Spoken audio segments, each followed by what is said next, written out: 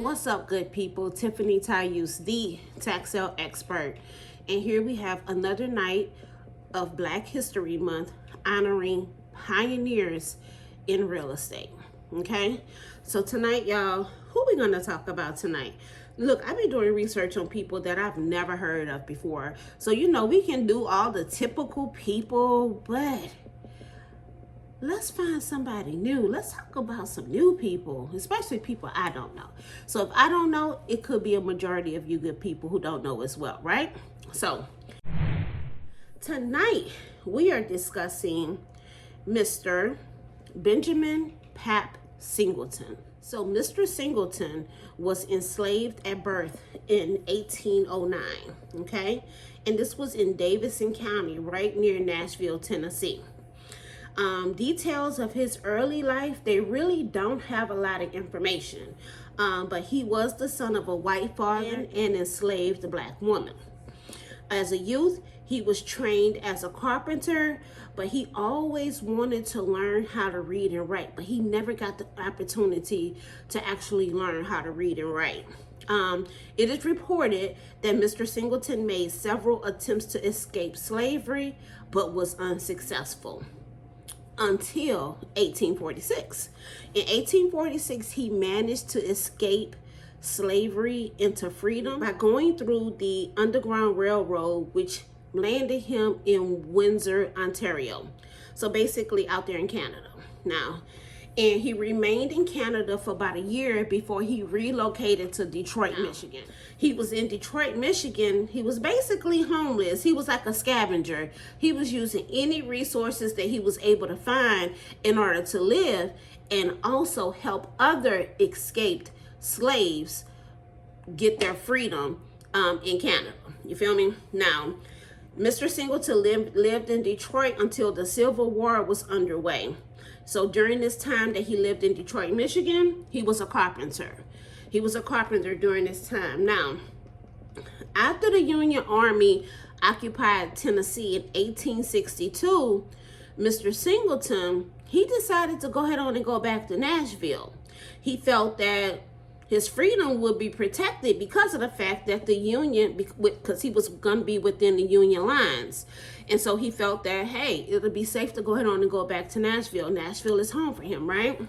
He worked as a carpenter, a cabinet maker, and a coffin maker when he moved back to Tennessee. Now, as freedman, even though he felt that he would be safe returning, he still had to deal with racism. It was still a big issue in Tennessee, even though he was a freedman, right?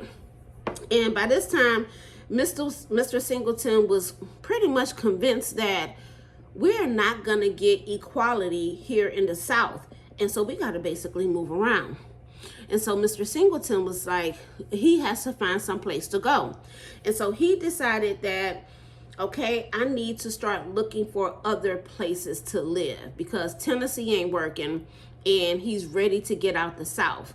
And he's experienced Detroit, so he said he's thinking there's got to be someplace else where he can live and be a freedman and be equal. You feel me? So Mr. Single actually met a guy named Mr. Columbus Johnson. He was a black minister out of Sumter County, Tennessee. And they began looking for different ways to establish black economic independence. Black economic independence, okay? Now, in 1874, Mr. Singleton and Johnson founded the Edgefield Real Estate Association. Now, the goal of this association is to help African Americans acquire land in Nashville. So even though Mr. Singleton was ready to leave, he was like, you know what? We can do it right here in Nashville. And so that's why they created the Edgefield Real Estate Association. Now, they're looking for land to purchase, but they're coming to find out and realize that the white landowners there in Tennessee, they ain't willing to negotiate with them, ain't trying to bargain with or anything. And their prices are so high that Mr. Singleton and Johnson, they really can't afford to acquire any land. And so once again, Mr. Singleton was like, look, I'm not finna keep going through this. You feel me? And so due to the fact that they weren't able to buy any land, Mr. Singleton said it's time to leave the South, right? To achieve true economic independence. Because he keep running into brick walls and roadblocks, right? So in 1875, just a year later, Mr. Singleton decided to explore the area of planting black colonies in the American West. Now, the American West is what they're speaking about, is specifically Kansas. So they're deciding to go into the Kansas area, and they decided to rename their organization the Edgefield Real Estate and Homestead Association.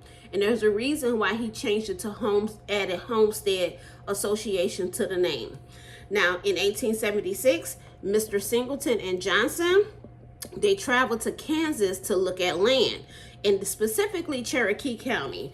And so he was excited about what he saw. He saw, look, this is a lot of good land out here. You feel me? This looking nice, and it's affordable, right? So what Mr. Single decided to do, he went back to Nashville. He went back to Nashville and started recruiting people to join him to go to Kansas to start their own settlements in their own colonies. You feel me? And this was in 1876. So he recruited a lot of people, right? And in the summer of 1877, Mr. Single led approximately 73 black people, settlers, to Cherokee County near the town of Baxter Springs. Now, once they got out there, he started looking and started trying to acquire land. And what he realized, he was a little bit late. Because the same time that he saw, they went out there looking at that land, a mining company had actually was out there as well. And now they're mining on this particular land, which means the prices that was then ain't the prices today. And he's realizing that they no longer can afford the land there in Cherokee County.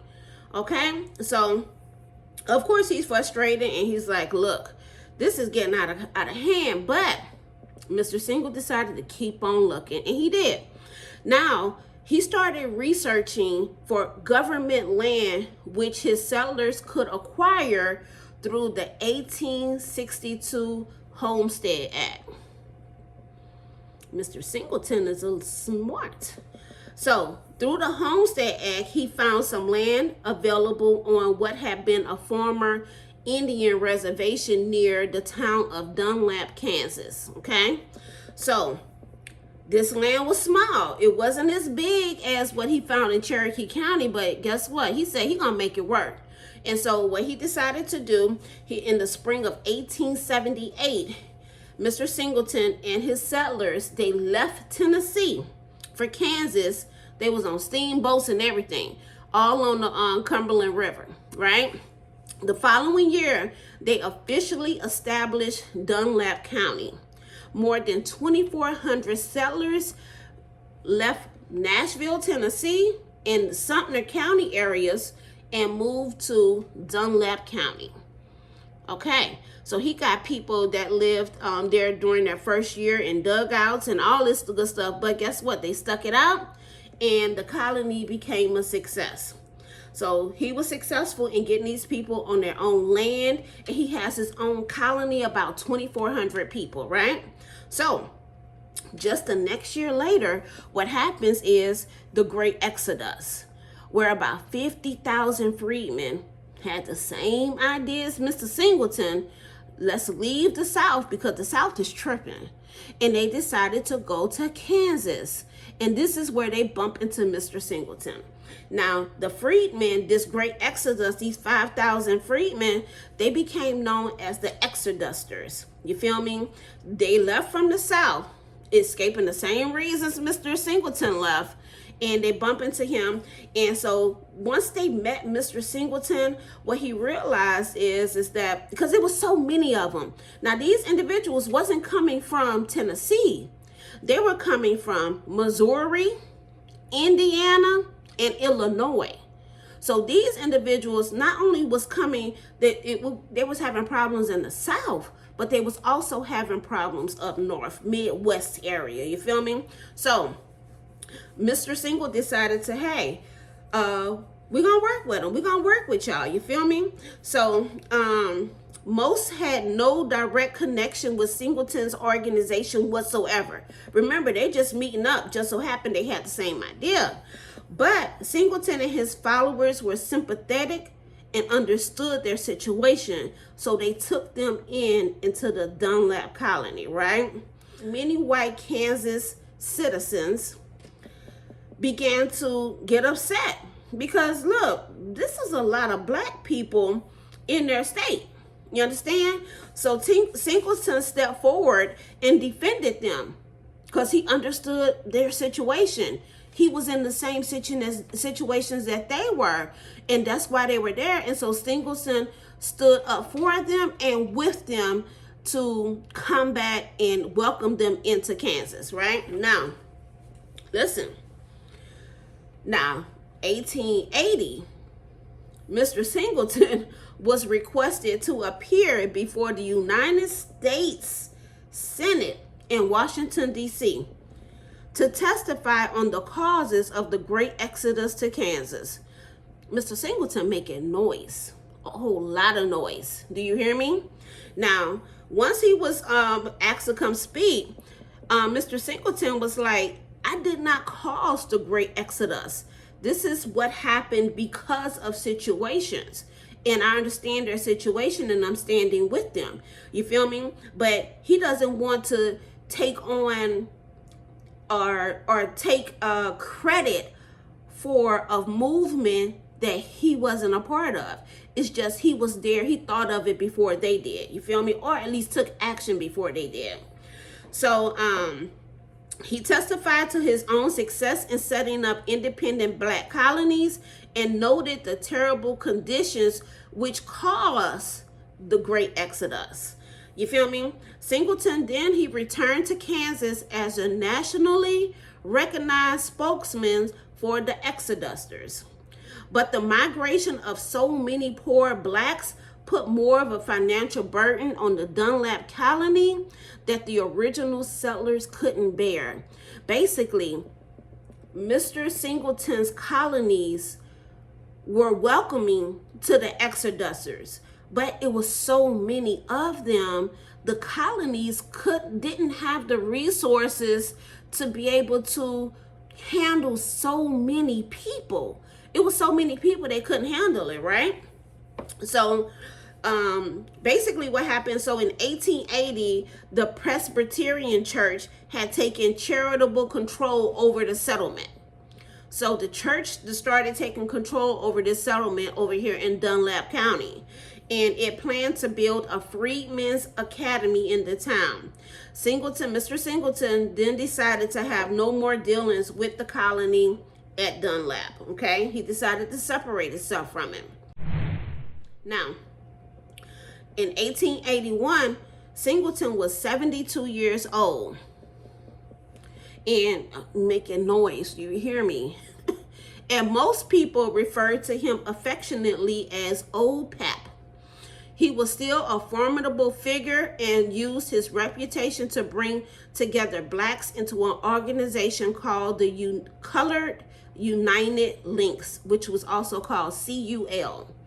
Now, the goal of the CUL, which was created in Topeka, Kansas, was to combine the financial resources of all black people to build black-owned businesses, factories, and trade schools. Now, the group held several conventions and was successful enough locally that the Republican Party officials in Kansas became interested in its potential political power. Now, presidential candidate James Weaver of the Greenback Party, he met with CUL leaders to discuss fusion between the two groups. After 1881, CLU membership declined. However, and the organization soon fell apart. It's interesting Okay. After the failure of CUL, Mr. Singleton became convinced that blacks would never be allowed to succeed in the United States. In 1883, he briefly joined with Joseph Ware, a St. Louis, Missouri businessman, and John Williams, another black minister, in proposing that blacks migrate to the Mediterranean island of Cyprus. But that never happened, okay? Now, in 1885, Mr. Singleton moved to Kansas City, where he began to organize around Pan-Africanism. In 1885, he founded the United Transatlantic Society, which is also called UTS, with the goal of having all blacks relocate from the United States to Africa. Now, and they wanted to be involved in colonies such as Sierra Leone and Liberia. The UTS lasted until 1887, but never sent anyone to Africa. In poor health, in 1887, so Mr. Singleton was every bit about 78 years old. In poor health, Mr. Singleton retired from his life of activism. Okay, Mr. Singleton was tired. He's getting old, right? He almost 80 years old. And he raised his voice one final time in 1889 to call for a portion of the newly opened Oklahoma Territory to be reserved as an all-black state. Listen, Mr. Singleton was making noise, big noise. Mr. Singleton died on February 17, 1900 in Kansas City. He was buried in Union Cemetery, Kansas City, Missouri on February the 26th, 1990. Look, good people. Mr. Singleton, he wasn't playing. Mr. Singleton said what he said, and he meant what he said. You feel me? He knew that ownership. He knew that he needed control, and he understood that owning land and businesses gave him power. You understand? So understanding that some of these same things that a lot of individuals today are stressing to you guys, of ownership, of having control, of not only your intellectual property, but your property itself, gaining assets that you can have a say-so, that you can pass down to your children and your great-grandchildren for generations to come. This is what individuals before us strived for. And this is the same thing that we're striving for today. It's ownership, good people. The power of ownership. It leads to leverage, equity, and control over your life and your future. I'm telling you, good people, it's time to start investing in yourselves. It's time to start gaining assets. The power of ownership. Scale your ownership, good people. Join the community today, as we are currently living in historical moments. Let's go.